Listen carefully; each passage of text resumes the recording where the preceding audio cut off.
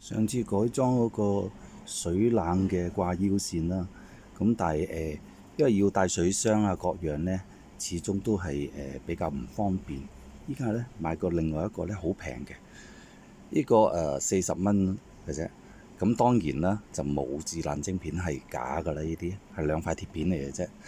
咁但係呢，就嘗試改翻係用風冷，不過呢，呢次呢，就唔要求太凍啦，因為風冷唔會可能太凍，就用普通嗰啲散電話嗰啲嘅散熱器。咁呢個都好平嘅，因為呢個舊式嘅。咁啊買咗翻嚟呢，佢就會有一套連埋呢啲咁嘅風扇啊、散熱啊、自爛晶片啊，同埋風扇仔。唔要個風扇仔，因為呢隻呢專登買佢呢就係咁樣嘅，佢有個風洞嘅渦輪風扇嘅風洞。一個渦輪風扇，咁個風洞原本就呢度就咁出嚟啫，乜都冇嘅嚇。咁呢，依家呢度辣穿咗佢，咁呢，就用頭先講啦嗰個咁嘅散熱鋁啦嚇。咁呢，連埋嗰個自爛晶片啦啊，咁呢，用翻佢嗰個佢俾嗰個就咁USB 供電，因為要分開㗎嚇。咁但係呢，因為呢隻風扇平呢，佢就用咗一隻大嘅3.7W嘅叉電池，我拆咗出嚟㗎啦，因為要攞啲位，咁就唯有呢，係喺另外一啲嘅貴少少嘅風扇嗰度呢，就都係3.7W，就扁平嘅代替咗佢，所以依家已經係改裝咗㗎啦。咁呢，就可以啱啱擺翻喺呢度，完全係可以呢雙翻晒嘅。咁因為個風洞呢喺呢度出呢就好少嘅，咁但係呢個片呢其實就唔會太熱嘅，因為係一啲手機嘅散熱器，所以呢，呢個風洞喺呢度呢就唔希望啲熱氣打出嚟，所以呢，就另外喺佢呢度呢就轉咗咁多個孔喺呢邊，等佢會出。當嗰個渦輪風扇打兩邊風，但係最主要呢邊風，咁個蓋冚好之後呢，佢就會焗住喺依邊就會出熱嘅，而大部分冷嘅呢就喺依邊。咁當然啦，唔係靠依個自爛片嚟出冷風啦，係話呢變咗依邊呢，依個鐵片呢就會有冷嘅感覺。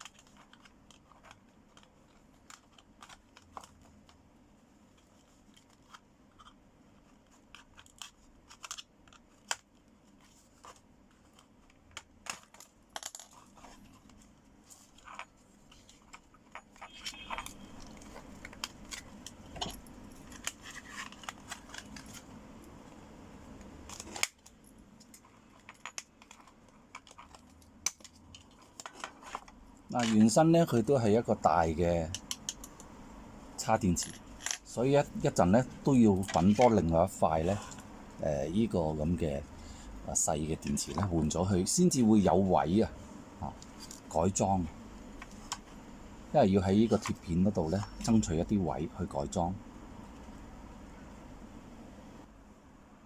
依家呢度轉咗個窿呢，就係擺個自爛晶片嘅，另外呢就會換過個電池。之後呢，喺呢度，因為呢會落嗰個鋁片呢，變咗佢個把手呢就要轉窿，就要轉到好似嗰邊嗰個咁樣。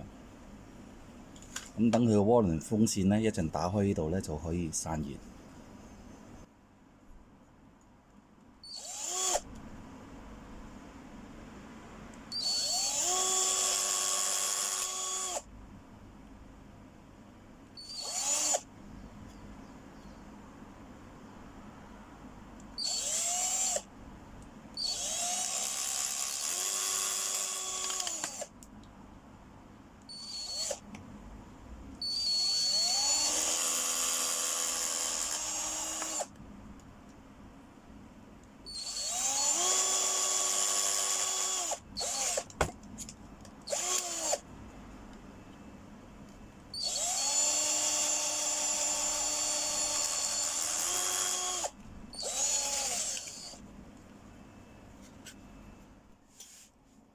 個風扇冚好晒啦。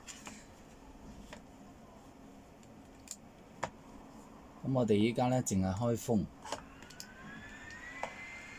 用翻佢原身嗰個風。依家冇冷氣咧，就30.4度3度，呢個貼片度突出嚟。你見啦，依家咧咁樣咧係好慳地方，冇線冇線，自己係一個掣嘅啫。呢個咧就係插嗰個供電俾自冷晶片嘅。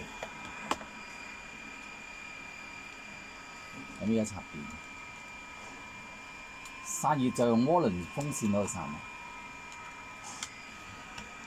插咗電啦，睇下佢嘅溫度可以幾低啦。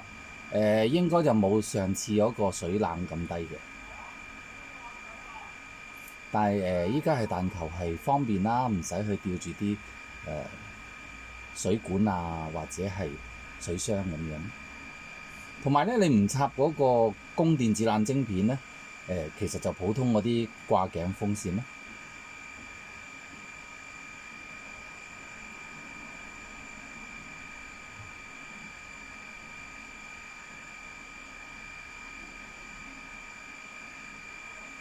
我自己都嘗試過枕攬喺個頸度咧，係可以嘅。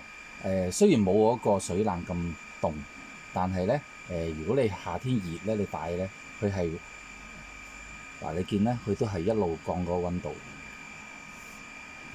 但係就唔會好似嗰個咁啦。嗰個咧就度到係話15度啦，但係因為你個皮膚咧都會係有熱力去抵消㗎嘛。但係依個咧就唔會有咁冷噶啦，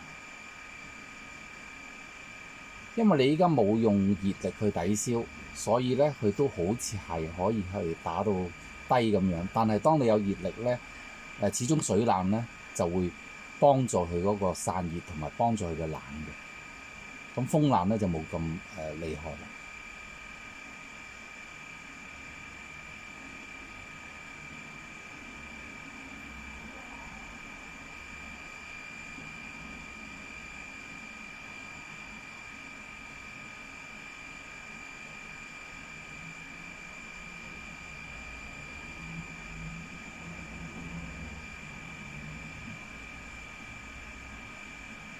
嗱，開始咧就停啦，係16.7度度啦。因為佢唔會再都會低嘅，因為你依家係冇熱力去消耗啊嘛。但係當你有熱力去消耗咧，佢就唔會凍得咁犀利。